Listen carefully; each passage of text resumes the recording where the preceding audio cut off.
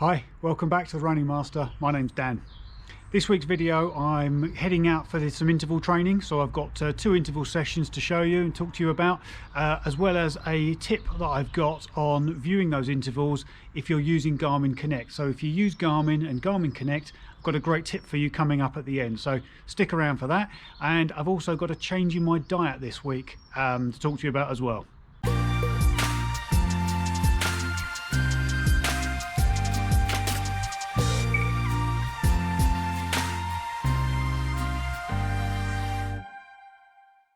I found myself a delightful little backdrop today because it is absolutely blowing a gale. In the last video I said that Lent was coming up, so this is the start of Lent.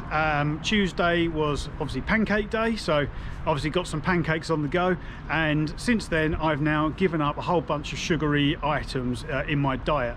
So I do this generally every year. I was put onto it a few years ago, kind of as a challenge really. Somebody said, look, let's give some stuff up for Lent, so I've been doing that ever since. So what is off my list? Off my list right now is chocolate, sweets, cake, crisps, and my go-to guilty pleasure, biscuits. Anyone who knows me knows that I am a bit of a sugar fiend.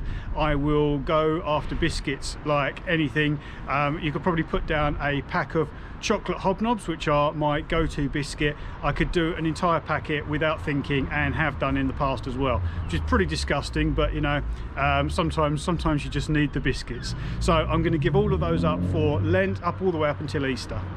That said, this isn't some sort of crazy crash diet. I am still going to be eating what would be regarded as unhealthy foods like pizza, takeaways, curry. I will still be drinking alcohol as well, so this isn't a complete abstinence. To be fair, I don't actually eat those foods generally that often anyway, so it's not such of a pain to give them up. But yeah, biscuits are going to be my weakness, so that's going to be the hardest bit. So actually, at the time of recording, I'm about 3 days in, so actually it's not too bad. So I'm doing all right so far, not touched any of those things, so we're going okay so far. This week it's been time to pick up the pace a little bit. So like I said in the last video, I am going to do some interval training. On Tuesday I did some intervals which were time-based, so I did 5-minute repeats. I did 4 of those with a 3-minute recovery. Recovery was a little bit longer than would normally do, mainly because I'm just trying to build the fitness back up again. So actually reducing that fitness and trying to keep the pace high was going to be near on impossible. So that recovery will come down, and hopefully the rep time will increase as well as I get more fit. But at the moment that's been enough for me. Today though, I am going to do a slightly quicker session. I've managed to find myself a completely deserted car park. So during the week I was watching a feature on Daniel Rowden, 800 metre runner, who is training currently at the QE2 park in London, in a car park which is completely empty, and I thought, I've got one of those right where I live as well, so I'm going to go and see if I can make use of that. And as it turns out, it is completely empty, save for one car, which is my car, but that's it. It's a lovely little area that I can come and run in. I went onto Google Maps actually before I came here and measured out the distance. So I found a 250 metre square. Squares are obviously not ideal because it's going to make the corners a little tight, but you know, such is life. It'll do. So I've got a 250 metre round trip. Today is going to be a pyramid session, so I'm going to do 1, 2, 3, 4 laps of that 250 metre circuit, and then I'm going to come back down again. So I'm going to build up 1, 2, 3, 4, and then back down 3, 2, 1. Like I said, it's proper windy out here today, and the wind is actually blowing in one direction, which is quite nice, so it's not swirling and going to be in my face the entire time. But yeah, there's going to be one half of this circuit that's going to be pretty tough.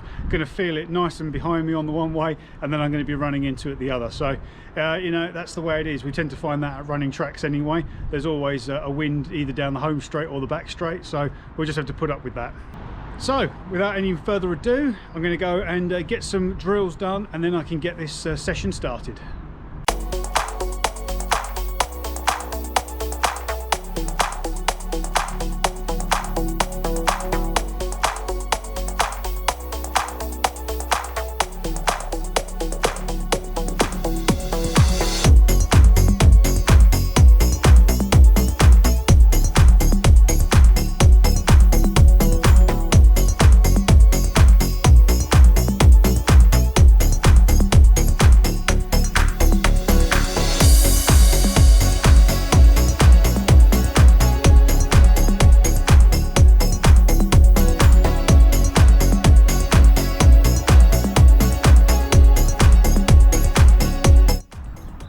GPS has just locked on, so let's get this done.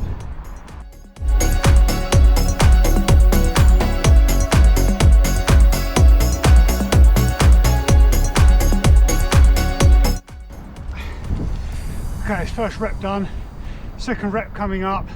Going to go the opposite way. I think it might be better. I've got a 60-second rest, which I've got 10 seconds left to go, and then we're on for the second one, 2 laps.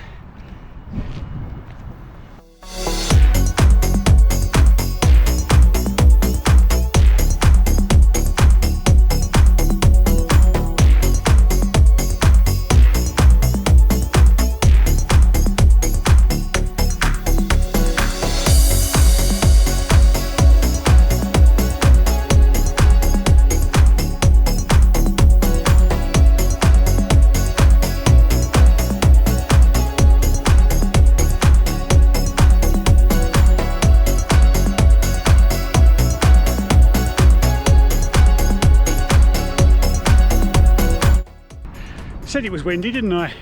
Think I might have to try the GoPro a little lower down. So that's the interval session done. Pyramids with a 60-second rep.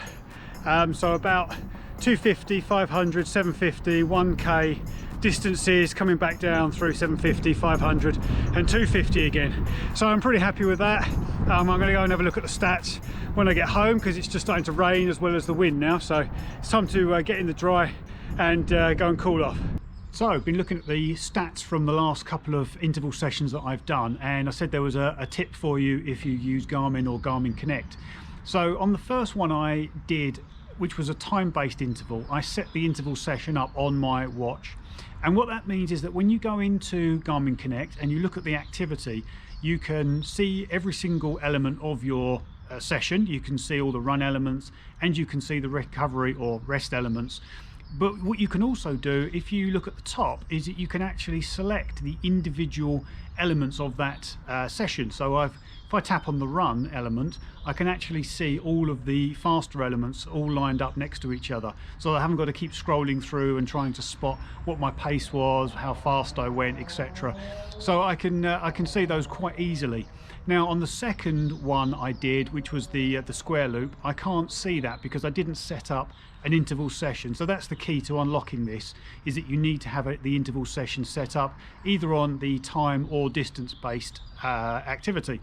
So I didn't set it up. All I did was every time I did a rep, I then just pressed the lap button, which means that's not going to work because Garmin doesn't know whether I've done a run or a recovery, so you can't view it in the same way. Looking at that second session though, pretty pleased with it, hitting each of the reps at around about 5-minute miling pace, a little over sometimes, but the last one in 4:47 on that final single lap. So obviously it's a bit quicker because it was just the one lap, but at the same time it was the last one of the session.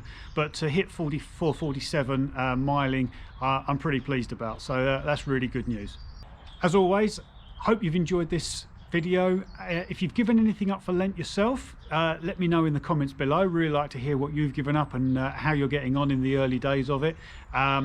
And also, if you are doing any interval sessions, let me know how you're getting on with those as well. It'd be great to start up a conversation on those, so let me know how you're going. Anyway, see you for the next video. Thanks for watching, take care and enjoy your run.